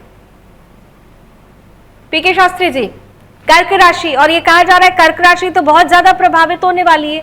पीके शास्त्री जी जी, कर्क राशि थोड़ा सा प्रभावहीन रहेगी कि चंद्रमा की राशि है और चंद्रमा में ही ग्रहण लगा है, तो कहीं ना कहीं ये थोड़ा कष्टकारी रहेगा। पर शास्त्रों में कहा गया है कि इसके जो उपाय होते हैं, जैसे मन के हारे हार है, मन के जीते जीत, तो मानसिक तौर पे हमें ये चीज फील नहीं करना चाहिए। कहते हैं कि कितनी बड़ी भी समस्या हो, वेदस्य चक्षु चोत्सम, वेद की जो चक्षु है वह ज्योतिष है। आज यह जो खगोलिक गणना घट रही है, जो है ये दुर्लभ संयोग हम कहते हैं, और ये काफी वर्षों बाद आया है, तो इससे उपाय करते हैं तो किसी भी राशि पे इसका कोई विशेष हानिकारक नहीं होता, क्योंकि हमारे शास्त्रों में शंका बस नहीं दी गई है, उसका समाधान भी है। आप तमाम हमारे यहाँ पर बड़े बड़े ज्योतिषी बैठे हुए हैं और जिनके देश ही नहीं पूरे दुनिया के अंदर में इनके अनुयायी है और इनको लोग फॉलो करते हैं। तो एक सुदर्शन चैनल की एक बहुत अच्छी पहल है, जो मुहिम है, और इस चैनल को हम जितना धन्यवाद दें शायद उतना कम है। कि कहते हैं कि डूबते को तिनके का सहारा, जो लोगों के मन में एक नकारात्मकता हो रही थी, जो भ्रांतियां उत्पन्न हो रही थी, और आपके चैनल में एक इतने बड़े पैनल को इकट्ठा करके, इतने बड़े बड़े ज्योतिषियों को बुला करके, और हमारी जो जनता जनार्दन है उसकी जो शंकाएं थी उसका समाधान किया। क्योंकि कहते हैं कि कोई भी अगर नेगेटिव थॉट्स आपके दिल में आता है और नेगेटिव को आप पॉजिटिव में देने लगते हैं तो वह बड़ा स्थान बना लेता है। ऐसे ही इस ग्रहण को लेकर के जो लोगों के अंदर में भ्रांतियां थी और बहुत ज्यादा भयभीत हो रहे थे, वो आपके चैनल में और इन तमाम बड़े बड़े विद्वानों को, ज्योतिषियों को बुला करके, और जो सुदर्शन चैनल के दर्शक हैं, मेरे पास बहुत सारे अभी मैसेज कर रहे, लिख रहे हैं जी कि इस चैनल में जो एक परोपकाराय सता हृदया, कि यह परोपकार है कि आपने एक अपना बहुमूल्य समय लेकर के इन तमाम लोगों को एकत्रित करके और ग्रह के जो परेशानियां थी इससे हमारा हम उद्देश्य कैसे है निकल ना, सकते हैं, क्या हमारा एक उद्देश्य है। हम ये कहते हैं ना कि हमारे लिए चैनल नहीं देश नंबर 1 बनाना है, और जब हम देश को नंबर 1 बनाना, जब ये हम उद्देश्य लेकर चलते हैं तो देशवासियों के मन के भय को दूर करना भी, इस जिम्मेदारी को भी पूरा करना हम पूरी तरह से निभाना उसको चाहते हैं। और यही वजह थी कि आज हमने चंद्र ग्रहण पर ये पॉजिटिव जो पॉजिटिविटी है, क्योंकि ग्रहण को हमेशा से नेगेटिविटी के साथ जोड़ दिया जाता है। हम चाहते हैं कि हमारा देश जो बढ़ता हुआ देश है, जो विकास की तरफ बढ़ रहा है, जो विश्व गुरु बनने की दिशा में आगे बढ़ रहा है, वो इस ग्रहण को सकारात्मक ले। ग्रहण कुछ चुनौतियां लेकर आएगा, लेकिन इन चुनौतियों से आत्मशुद्धि, आत्मचिंतन करके हमें सफलता का रास्ता चुनना है। और इसीलिए हमने ये आज विशेष कार्यक्रम आप लोगों के माध्यम से अपने दर्शकों तक पहुंचाने का प्रयास किया है। न केवल देश, बल्कि आपको जानकर ये बहुत हैरानी होगी कि दुनिया भर में इस वक्त हमारे चैनल को देखा जा रहा है। जो दूर बैठे हुए लोग हैं, जो ऑस्ट्रेलिया और अफ्रीका, न्यूजीलैंड में भी बैठे हुए हैं, वो आज इस कार्यक्रम को इसलिए देख रहे हैं क्योंकि उन्हें आज इस कार्यक्रम के माध्यम से यह पता चल रहा है कि ग्रहण इज इक्वल टू डर ही नहीं होता, ग्रहण इज इक्वल टू सफलता का रास्ता भी होता है। राकेश चतुर्वेदी जी, जल्दी से आपके पास आते हुए, कर्क राशि की बात तो हो गई थी, लेकिन इसके बाद खासतौर से सिंह राशि की बात करें। देखिए, सिंह राशि अपने आप में तेज राशि कही जाती है। ये तेज, वो चाहे सिंह के रूप में हो या वृश्चिक के रूप में कहा जाता है, ये सब तेज राशियां हैं। तो क्या सिंह पर इसका कोई बहुत खास प्रभाव पड़ेगा, सिंह राशि पर? राकेश जी। देखिए, सिंह राशि जो है, जैसा कि आपने कहा, तेज की राशि, सूर्य प्रधान राशि, इकलौती सूर्य की गवर्न राशि है, यानी सूर्य इसके राजा हैं और सूर्य के तेज से ही हमें ऊर्जा मिलती है। लेकिन यहाँ पर एक बहुत बड़ी विशेष बात ध्यान देने वाली है। सिंह राशि के लिए आज जो ग्रहण के समय देखेंगे ग्रही स्थितियों को, तो समसप्तक योग का भी निर्माण हो रहा है। एक दूसरे को 7वीं दृष्टि से सूर्य बुध बैठे हुए हैं और वहां पर जो है चंद्रमा और राहु बैठे हुए हैं। ऐसी अवस्था में एक विशेष बस इन्हें ध्यान देना है। देखिए, जैसा कि आपने कहा कि हमारा कार्य डराना नहीं है, ज्योतिष शास्त्र भी कहता है भय नहीं होना चाहिए, डर नहीं होना चाहिए। ज्योतिष शास्त्र कहता है कि कभी भी डर का जो है वह जगह नहीं है, स्थान नहीं है, लेकिन उससे सतर्कता जरूर सीखनी चाहिए। जैसे कि सिंह राशि वालों के लिए समसप्तक दृष्टि होने की वजह से 7वें घर में यह ग्रहण लगने की वजह से उनको पार्टनरशिप, यानी कि जो अगले 40 से 41 दिनों में अपने सहभागिता के कार्य में, पार्टनरशिप के बिजनेस में कोई पार्टनर है उससे थोड़ा सा सजग रहना है, बहुत ज्यादा किसी पर अंधा विश्वास नहीं करना है। और 7वां घर हमारी पति पत्नी का भी है। तो ऐसी अवस्था में जब हमें पता है कि ग्रहण लग रहा है, किस पर ग्रहण लग रहा है? चंद्रमा पर, तो मन में अलग अलग बातें आएंगी, विचार आएंगे, मन भ्रमित होगा, इल्यूजन पैदा करेगा। तो अपने आप को, अपने पार्टनर को सम्मान देते हुए अगर कुछ भी चीजें इस समय हो रही हैं अगले 40 दिनों में, तो वहां पर अपने पार्टनर की भावनाओं का सम्मान करते हुए अपने आप को झुका दीजिए और झुका करके अगर आगे बढ़ जाएंगे तो कोई समस्या नहीं होगी। बाकी सिंह राशि वालों के लिए यह ग्रहण बहुत अच्छा है। आर्थिक दृष्टिकोण से, सम्मान के दृष्टिकोण से इनकी समाज में पद प्रतिष्ठा बढ़ेगी, और जो लोग राजनीतिक दृष्टिकोण से या सामाजिक दृष्टिकोण से सक्रिय हैं उनको कोई बड़ा पदभार इत्यादि भी इस समय मिलता हुआ दिखाई दे रहा है। व्यापारी बंधुओं के लिए यह ग्रहण जो है सिंह राशि वालों के लिए शुभकारी रहने वाला है। उनको कोई नया अनुबंध इत्यादि जो है सिंह राशि वालों के लिए तो राकेश जी जो है काफी ज्यादा अच्छा रहने वाला है, जैसा कि आप बता रहे थे। तो रजनीकांत जी, मैं आपके पास आना चाहूंगी, ये बताइए कि कन्या राशि और साथ ही तुला राशि के लिए क्या शुभ संकेत लेकर आ रहा है आज का ये ब्लड मून? देखिए, तुला राशि के लिए सबसे बढ़िया इसका क्या है कि तुला राशि का सिंबल आपने देखा तराजू। अगर वो व्यापार पे है तो व्यापार के देवता बुध हैं, गणेश जी। अगर गणेश जी का कोई आदमी बंधन करना शुरू कर दे, ओम गंग गणपति नमः, ओम गंग गणपति नमः, तो निगेटिव चीजें हट जाएगी। कन्या राशि का साथ स्वामी भी बुध होता है, वो भी ओम गंग गणपति नमः, ओम गंग गणपति नमः मंत्र का जाप करें तो ज्यादा अच्छा होगा। कई लोग दुर्वा जो है उसका छिड़काव करते हैं, गंगा जल का छिड़काव किया जाता है, गौमूत्र का छिड़काव किया जाता है, तुलसी जी का सेवन किया जाता है निगेटिव चार्ज खत्म करने के लिए। सबसे ज़्यादा तुलसी जी इंपॉर्टेंस होती है खाने से लेके उसमें, उनका स्मरण कीजिए। तुलसी जी का मंत्रों का भी जाप कर सकते हैं। सौभाग्य वर्धती जो मंत्र है उसका जाप किया जाता है। ओम नमः भगवते वासुदेवाय नमः और गायत्री मंत्र का पाठ ये हर आदमी को करना चाहिए ग्रहण काल में। उससे आपकी किसी भी तरह की निगेटिव प्रभाव है, राहु कुछ भी नहीं बिगाड़ पाएगा। मैंने बताया ना, चंद्रमा मनसो जातक और मन को कंट्रोल सबसे ज्यादा करने वाले हैं तो भोले भंडारी, देवों के देव महादेव अपने ललाट पर रखे हैं, उन्हीं का मंत्र का जाप करिए। शाम सदाशिव, शाम सदाशिव, शाम सदाशिव, सब कंट्रोल में आ जाएगा।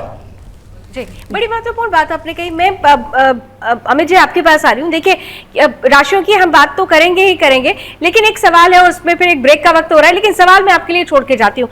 चंद्रमा और भोलेनाथ बहुत सीधा संबंध है, और ये कहा जाता है कि जब चंद्र ग्रहण हो तो फिर भोलेनाथ का अगर आपने जप कर लिया, अगर उनका नमः शिवाय का जाप अगर आपने 108 बार कर लिया, वो आप किसी भी राशि के हो, उसका एक बड़ा प्रभाव जीवन पर पड़ता है।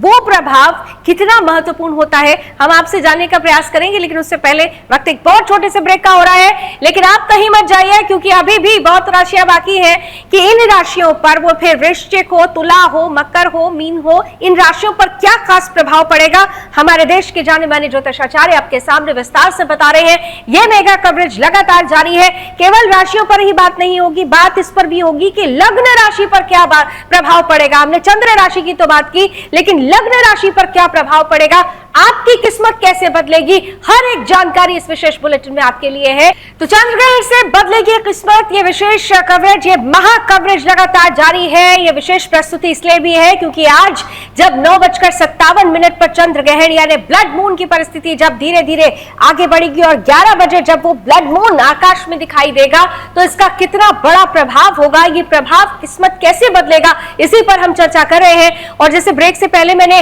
अमित जी आपसे ये प्रश्न पूछा था, क्योंकि चंद्रमा और भोलेनाथ का जो संबंध है, ये कहा जाता है कि किसी भी आप राशि से आए, लेकिन आपने अगर भोलेनाथ का जप कर लिया तो हर एक प्रभाव खत्म हो जाएगा, चाहे वो नकारात्मक प्रभाव, जो डर वाला, जो थोड़ी बहुत चुनौतियां हैं, वो हर तरीके से खत्म हो जाएगा। इसको किस तरीके से आप यहाँ पर समझाएंगे हमारे देश के लोगों को, और जो दुनिया से हमें देख रहे हैं, दुनिया भर के लोगों को कैसे समझाएंगे आप? चंद्र ग्रहण की जो परंपरा है या चंद्र ग्रहण जो हो रहा है, इसको अभी कुछ समय के लिए इसको थोड़ा साइड में विषय रखते हैं। आपने कहा कि शिव की उपासना कैसे महत्वपूर्ण है चंद्र ग्रहण के काल में, क्या इसका प्रभाव होगा। इसके प्रभाव के समझने के लिए थोड़े से कथानक कहता हूं आपको। चंद्रमा जब श्रापित हुआ, चंद्रमा को जब मलिनता प्रथम बार लगी और वह अपने स्थान से हट गया, मतलब उसका पतन हो गया, उसे श्राप लगा और उसका प्रकाश लुप्त हो गया। अभी ये जो प्रकाश लुप्त हो रहा है मात्र 3 घंटे के लिए, लेकिन एक समय ऐसा था कि जब चंद्रमा का प्रकाश सदैव के लिए लुप्त हो गया, तब उस चंद्रमा ने अपने प्रकाश को पुनः प्राप्त करने के लिए, क्षितिज में पुनः स्थापित होने के लिए एक देव की आराधना की। वो देव कौन थे? महादेव थे।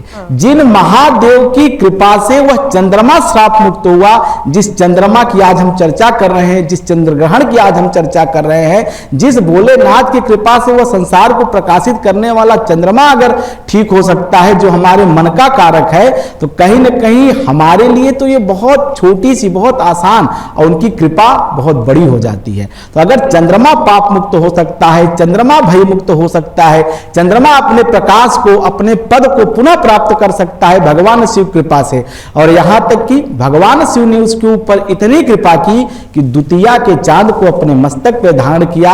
यह अत्रि का जो पुत्र है, यह जो अनसुईया का पुत्र है, इसको अपने भाल पर धारण किया भगवान महादेव ने, उसका इतना सम्मान किया अपने भक्त के रूप में, अपनी साधना से प्रसन्न होकर के। तो अगर चंद्रमा को स्थान मिल सकता है तो हम आप क्यों नहीं प्राप्त कर सकते। तो शिव की साधना, और परम पूजनीय गोस्वामी तुलसीदास जी भी लिखते हैं रामचरितमानस में कि मंत्र जाप मम दृढ़ विश्वासा और पंचम भगति वेद प्रकाशा।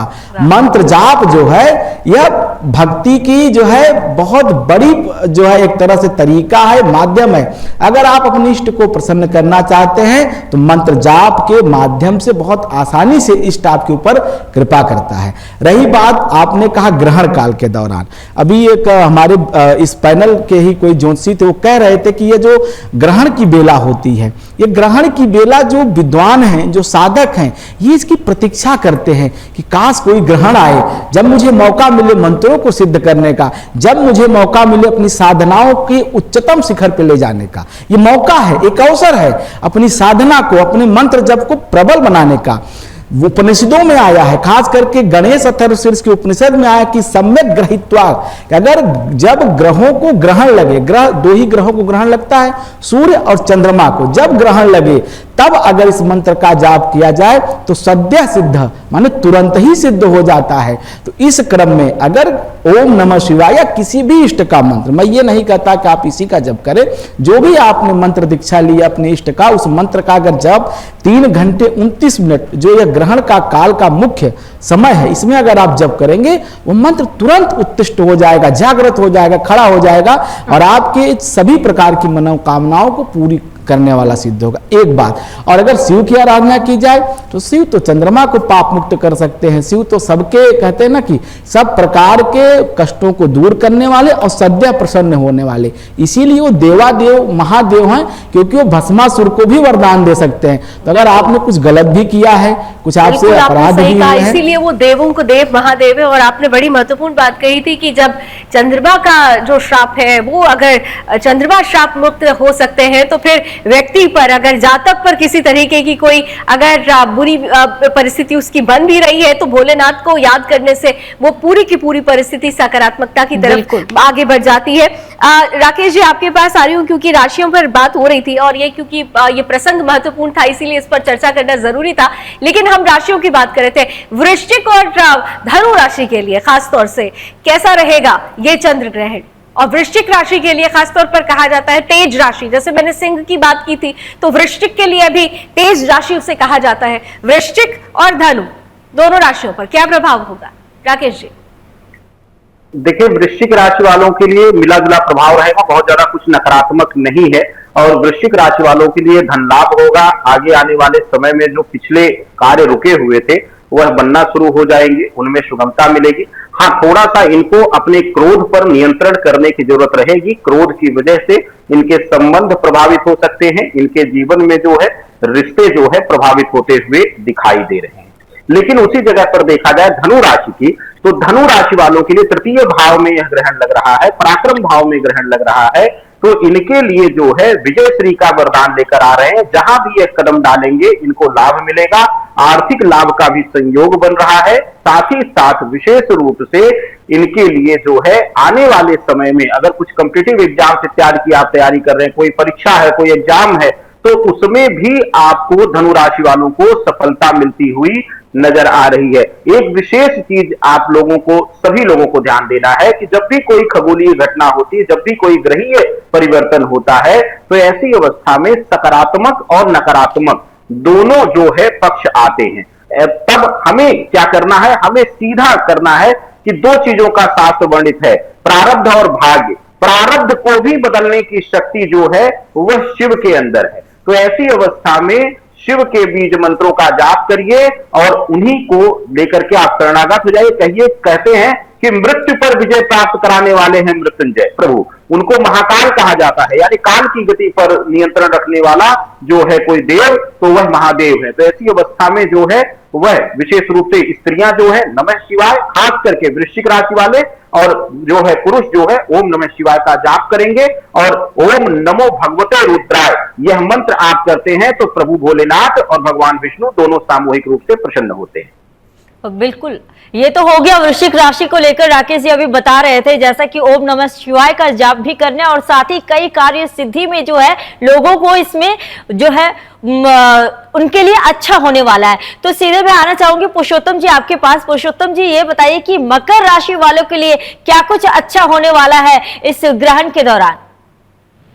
हालांकि मैं आगे बढ़ूं उससे पहले राकेश जी, आपने मुझे खुश कर दिया है। वृश्चिक राशि के लिए आपने बहुत कुछ पॉजिटिव बताया, इसीलिए आपने मेरे लावली जी आपके चेहरे पर खुशी भी दिख रही है। मेरे लिए ये पॉजिटिव आया। लेकिन आप धनु और वृश्चिक दोनों की बात हो गई थी। अब चलिए पीके शास्त्री जी, मकर की राशि के लिए संगीता जानना चाहती है, मकर राशि के लिए क्या कुछ खास है ग्रहण को लेकर? ये मकर राशि के लिए 5 कारक रहेंगे, जिसमें स्वास्थ्य, इत्यादि की चिंता रहेगी और बाहर दुर्घटना या घटना का बनता वही कुंभ राशि के दुर्घटना शरीर कष्ट पुरुषोत्तम जी शायद आपके एप्लीकेशन से आपने अनम्यूट कर लीजिए, शायद म्यूट है, आपकी आवाज थोड़ी सही से नहीं आ रही है।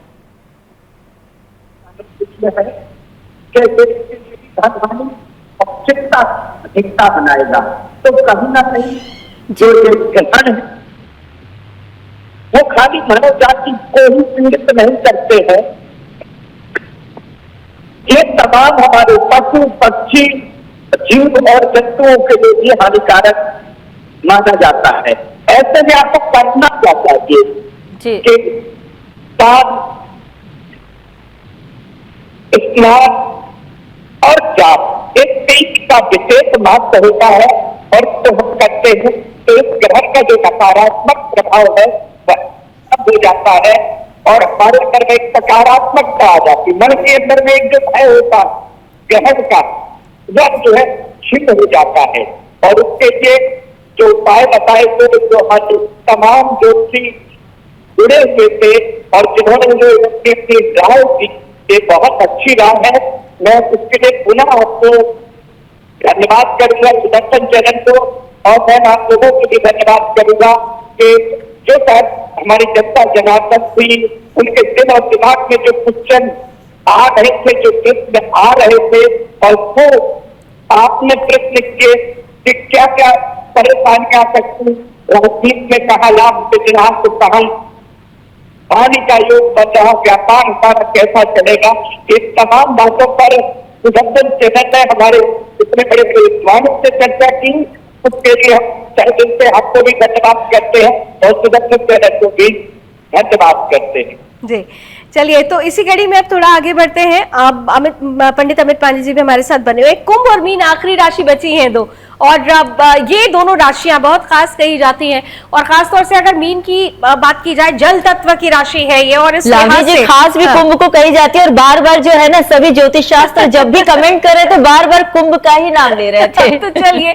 कुंभ और मीन की बात कर लेते हैं। पंडित अमित पांडे जी, कुंभ और मीन देखिए कुंभ राशि की, हाँ देखिए कुंभ राशि पे तो चूंकि ये ग्रहण हो ही रहा है, और जब कुंभ राशि पे ग्रहण है और ये ज्योतिष शास्त्र का बहुत सामान्य सा नियम है, चाहे गोचर शास्त्र हो चाहे जो है अन्य पराशरी ग्रंथ हो, सब में एक बात कन्फर्म लिखी हुई है कि अगर लग्न में राहु जाए और वह चंद्रमा को पीड़ित करे, चंद्र राहु की युति जिस राशि में होती है और वो जिस भी भाव का स्वामी है उससे संबंधित सुख को क्षीण कर देता है, कम कर देता है। अब चूंकि ये ग्रहण ही कुंभ राशि पे हो रहा है और वहीं पे चंद्रमा राहु की युति है, तो कुंभ राशि के लिए सबसे जो नकारात्मक प्रभाव अगर कहीं दिखाई देगा तो उनकी सेहत पे दिखाई देगा।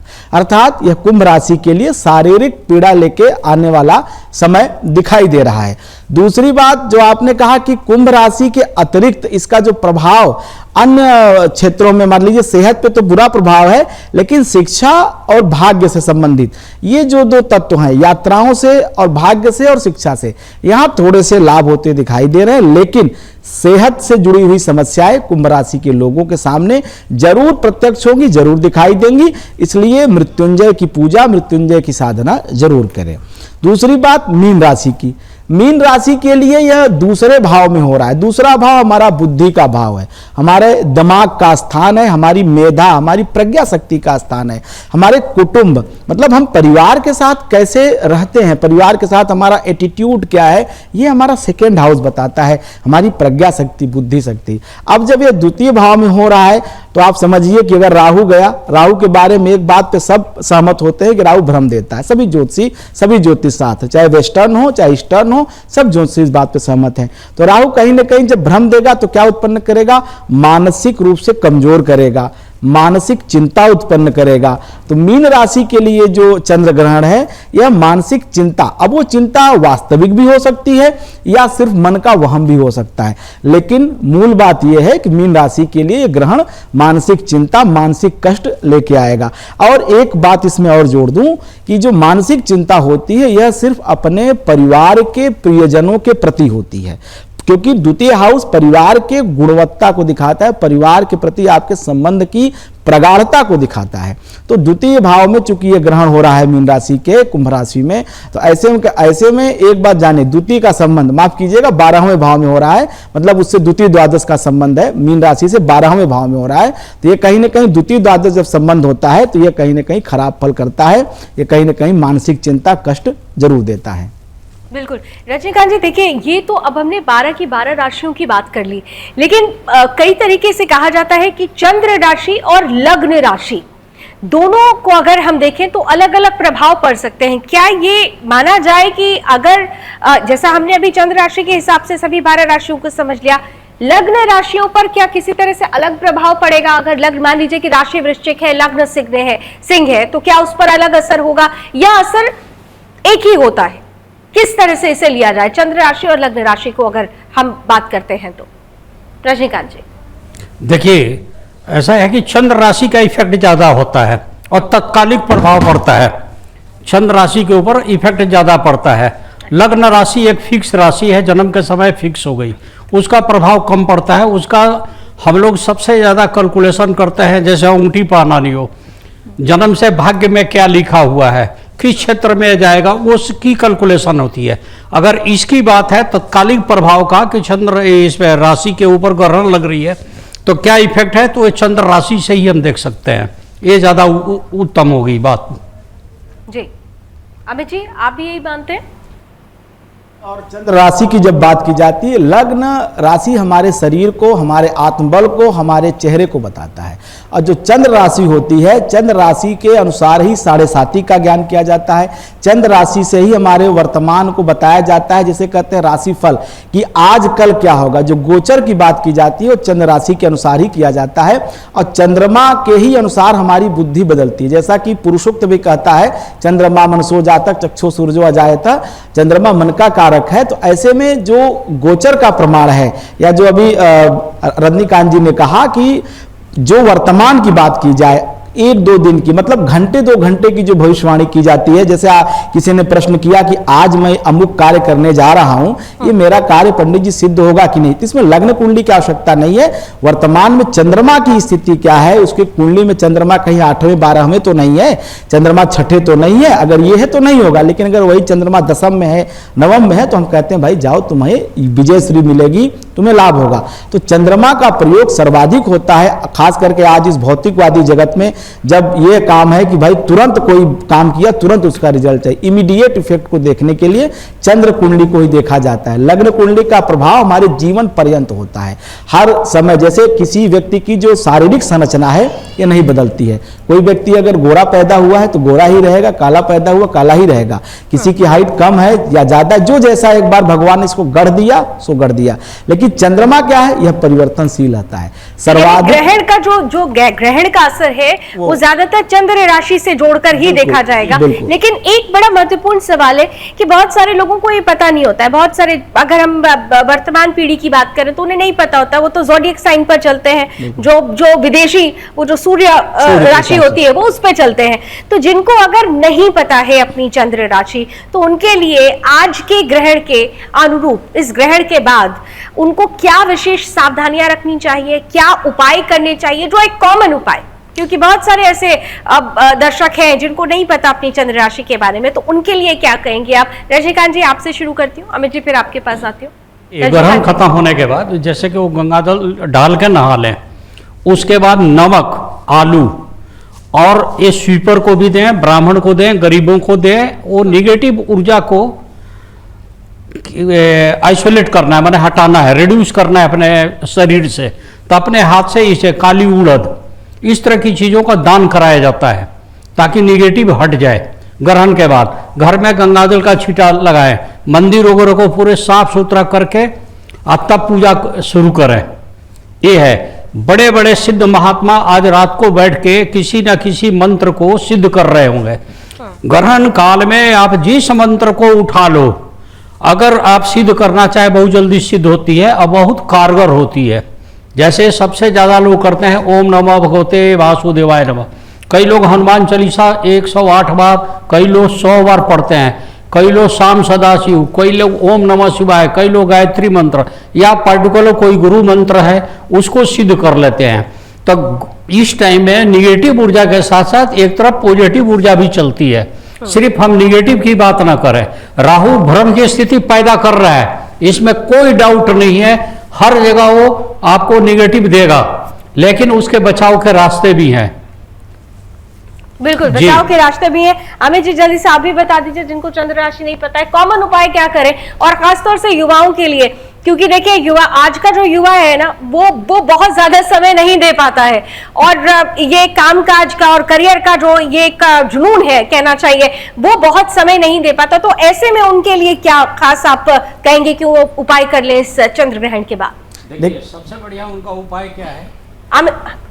अमित जी, अमित जी आप बोलिए। देखिए चंद्र ग्रहण में जरूरी ये नहीं है कि आपको क्या करना है।